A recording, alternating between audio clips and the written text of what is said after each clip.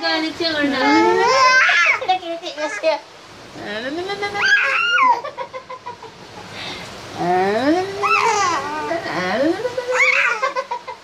Sinisumburot na lang ako.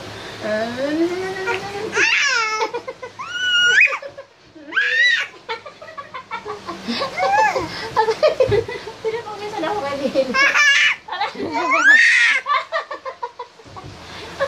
Maldita. Ito ang maldita, baby, ha? Ha? Huwag ka maldita, ha? Hmm? Sige na, ulitin mo na yun.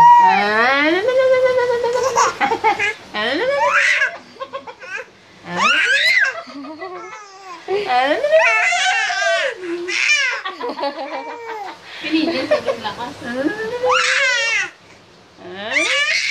Wala pa gani.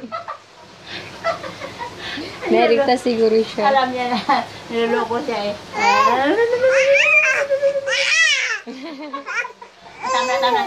Tama na.